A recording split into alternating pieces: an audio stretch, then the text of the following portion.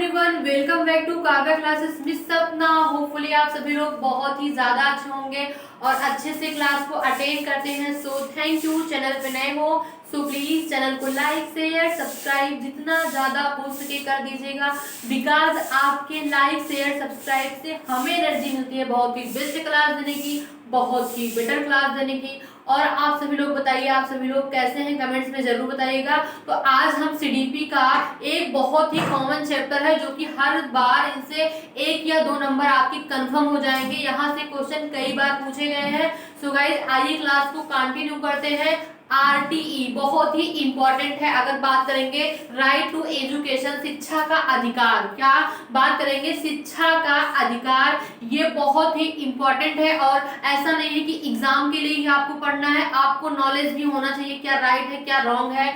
शिक्षा के अधिकार के बारे में बहुत ही अच्छा हमारा प्यारा सा डिस्कशन होगा। तो आइए देखते हैं आरटी एक्ट 2009। ठीक है, इसमें क्या होता है, RT right to education act 2009, right to education act, शिक्षा का अधिकार। अगर हम बात करेंगे शिक्षा का अधिकार तो आरटीई की तहत क्या कहा गया है, इसके बारे में बहुत ही डिटेल्स में हम पढ़ते हैं। तो ठीक है, इसका मतलब होता है अबाउट आरटी एक्ट 2009 कॉन्स्टिट्यूशन, संविधान में लिखा गया है। क्या संविधान में लिखा गया है, आर्टिकल किसके तहत, आर्टिकल 21A के तहत। क्या संविधान में लिखा गया है, कॉन्स्टिट्यूशन में संविधान में लिखा गया है आरटीई के तहत, कॉन्स्टिट्यूशन संविधान में आर्टिकल 21A के तहत लिखा गया है। एजुकेशन बात करेंगे, अगर एजुकेशन शिक्षा की अगर हम बात करेंगे, किसकी, शिक्षा की अगर हम बात करेंगे, education fundamental right, it means मौलिक अधिकार है। अगर हम बात करें एक बच्चे का जो शिक्षा के लिए है वो उसका मौलिक अधिकार है। शिक्षा का अधिकार की बात करेंगे तो एक बच्चे का मौलिक अधिकार है, इट मीन्स फंडामेंटल राइट्स है। क्या एजुकेशन में क्या है, फंडामेंटल राइट, मौलिक अधिकार है। एक बच्चे का क्या है, मौलिक अधिकार है। अगर हम समझते हैं एक बच्चे का मौलिक अधिकार है। देन सेक्शन 38, क्या डिवीजन भाग जो है 38, कितने हैं भाग 38 में, और लागू कब से हुआ, लागू 1 अप्रैल 2010। इस पे स्टार लगा दे रहे हैं। ये क्वेश्चन पूछा जाता है कि आरटीई कब लागू हुआ, तो बात करेंगे 1 अप्रैल 2010 में लागू हुआ, और पारित कब हुआ, 2009 में। ठीक है, अब ये लागू कब हुआ, 1 अप्रैल 2010 में, जिसमें कहा क्या गया है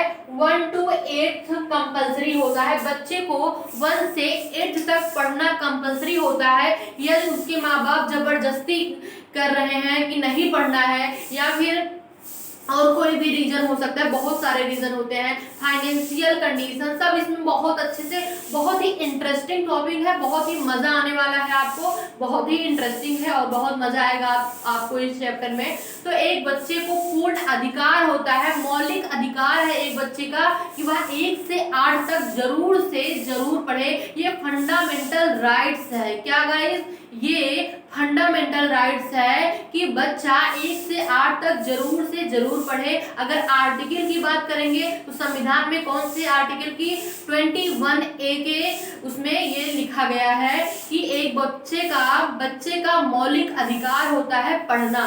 क्या कि 1 से 8 तक एक बच्चे का मौलिक अधिकार होता है पढ़ना। That's clear. फिर मैंने आपको क्या बताया कि प्रत्येक बच्चे को एक औपचारिक स्कूल में संतोषजनक और समान गुणवत्ता की पूर्णकालिक प्रारंभिक शिक्षा का अधिकार है। इट मीन्स एक बच्चे की बात करेंगे कि एक बच्चे का पूर्ण अधिकार होता है कि वह अपनी प्रारंभिक शिक्षा जरूर से जरूर करे। अगर उसके माँ बाप नहीं रेडी हैं तो माँ बाप के ऊपर केस हो सकता है, उसे केस किया जा सकता है कि आप अपने बच्चे को क्यों नहीं पढ़ा रहे हैं। बट नॉर्मली ऐसा हो नहीं रहा है, सभी अपने बच्चे को पढ़ाना चाहते हैं। बट कुछ केसेस में होता है कि जो माँ बाप होते हैं बच्चे को या बच्चियों को, विशेष तौर पे बच्चियों को नहीं पढ़ाना चाहते हैं, तो बच्चे और बच्चियों का पूर्ण मौलिक अधिकार है कि वह 1 से 8 तक जरूर से जरूर पढ़े। क्या 1 से 8 तक वो जरूर से जरूर पढ़े, ये मौलिक अधिकार है उनका। ठीक है, फिर क्या है इसमें हम अगर समझते हैं औपचारिक शिक्षा क्या होती है। औपचारिक स्कूल क्या होता है, जिसे फॉर्मल एजुकेशन कहते हैं। इट मींस इसमें बच्चा क्या करता है, रोज डेली रेगुलर स्कूल जाता है। इसमें बच्चा क्या करता है, रेगुलर स्कूल जाता है। रेगुलर मतलब रोज स्कूल जाता है, नियम रहता है, रूल्स रहता है, उससे वो फॉलो करता है। इनफॉर्मल एजुकेशन का आशय यह होता है, अगर हम बात कर लेंगे इनफॉर्मल एजुकेशन का, जो बच्चा अपनी जिंदगी से सीखता है, लाइफ से सीखता है, लाइफ में कोई इवेंट्स हो गया तो उससे वह सीखता है, उसे इनफॉर्मल एजुकेशन कहते हैं। क्या, उसे इनफॉर्मल एजुकेशन कहते हैं। देन नॉन फॉर्मल में क्या होता है, डिस्टेंस लर्निंग। इट मींस दूर से बच्चा पढ़ रहा है, जैसे इग्नू हुआ, नॉइस हुआ, ये सब में क्या होता है कि बच्चा दूर से पढ़ता है, अपनी डिग्री लेता है और वहीं से स्टडी करता है, कुछ लेके पढ़ लिया, फिर जाके एग्जाम दे दिया, फिर वहां से जाके सर्टिफिकेट ले लिया। That's clear. फिर अब हम बात करेंगे EWS की बात करेंगे, economically weaker section.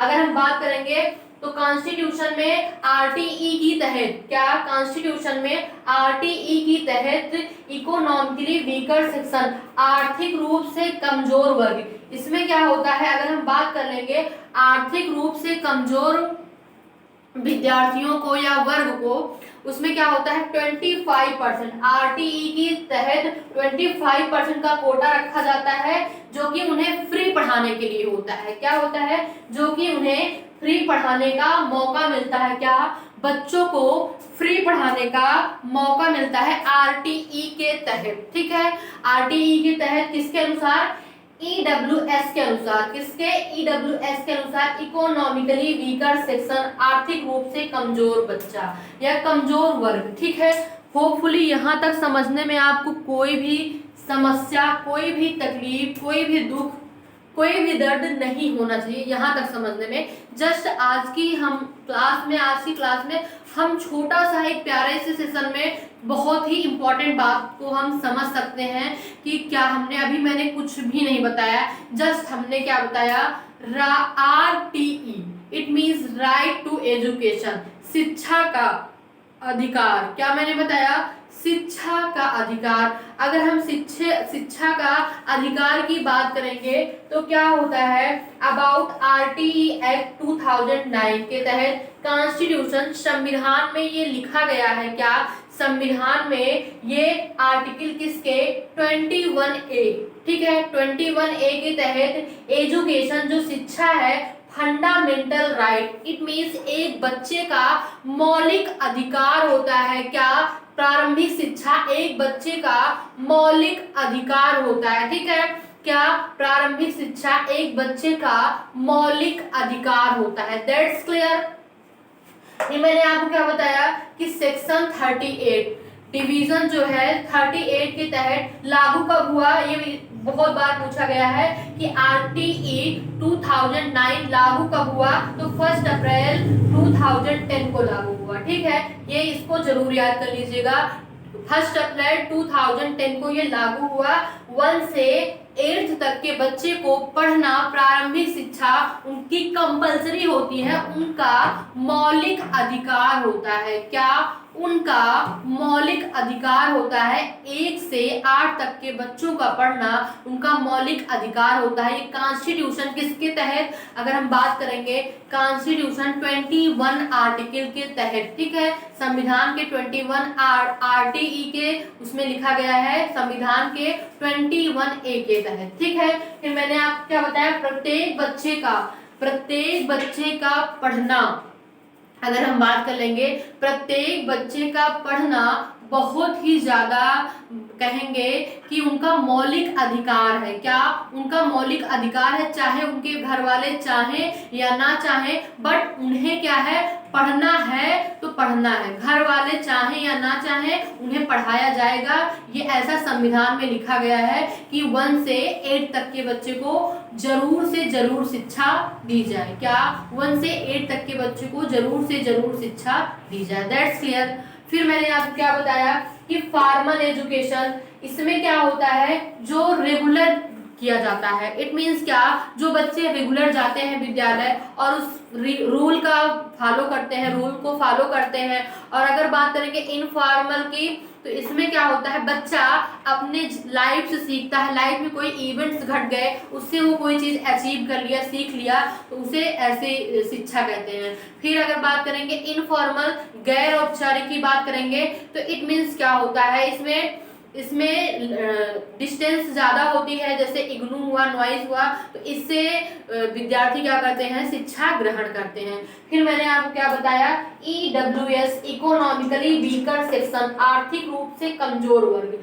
EWS economically weaker section, it means RTE के तहत EWS अपना कोटा बनाया हुआ रहता है। 25% का कोटा होता है जिसमें बच्चे को फ्री शिक्षा दी जाती है। ठीक है, ओके, क्या बच्चे को फ्री शिक्षा दी जाती है। होपफुली यहाँ तक समझने में आपको कोई भी तकलीफ, दर्द, समस्या नहीं होनी चाहिए। यहाँ तक आपको कोई भी पॉइंट्स, किसी भी पॉइंट में कोई भी कंफ्यूजन हो, so guys tell me, reply आपको जरूर से जरूर मिलने वाला है। ऐसा नहीं है कि रिप्लाई आपको नहीं मिलेगा। तो आज के सेशन में हमने RTE की बहुत ही इंपॉर्टेंट बात को समझी, इंपॉर्टेंट पॉइंट्स को हमने समझा। अभी आगे भी क्लास बहुत ही इंटरेस्टिंग होने वाली है, उसमें भी बहुत ही अच्छा डिस्कशन होगा, जो कि एग्जाम में पूछा जाता है और बहुत ही ज्यादा बार पूछा गया है। So guys thank you. And और आप सभी लोग बताइए, आप सभी की सीटेट की तैयारी कैसी चल रही है, बिकॉज सीटेट का जो एग्जाम है वो 1 मंथ है टाइम आप सभी के पास, और जितना ज्यादा हो सके खुद को प्रिपेयर करिए, बिकॉज इस बार कंपटीशन बहुत ज्यादा है। मैं आपको डरा नहीं रही हूँ, इट मीन्स मैं बता रही हूँ, क्योंकि अब तो फर्स्ट सेमेस्टर को भी, सेकेंड सेमेस्टर को भी सर्टिफाइड कर दिया गया है। इट मीन्स कि पूरा सर्टिफिकेट उन्हें मिल जाएगा और वो वैल्यूएबल रहेगा, इट मीन्स वैलिड रहेगा। इसलिए बहुत ही ज्यादा संख्या में फॉर्म फिलअप हो रहे हैं, उतना ही टफ कंपटीशन भी होगा, इसलिए उसी लेवल की आप तैयारी भी करिए और उसी लेवल की मैं तैयारी करवा भी रही हूँ। ऐसा नहीं है कि मैं कुछ इधर उधर तैयारी करवा रही हूँ, बस उसी लेवल की तैयारी करवा रही हूँ। ठीक है, तो आज की क्लास को यहीं तक रखते हैं, और यदि आप चैनल पे नए हो सो प्लीज चैनल को लाइक, शेयर, सब्सक्राइब जितना ज्यादा हो सके कर दीजिएगा, बिकॉज आपके लाइक, शेयर, सब्सक्राइब से हमें एनर्जी मिलती है बहुत ही बेस्ट क्लास देने की, बहुत ही बेटर क्लास देने की। सो गाइस मिलते हैं कल, have nice day, take care.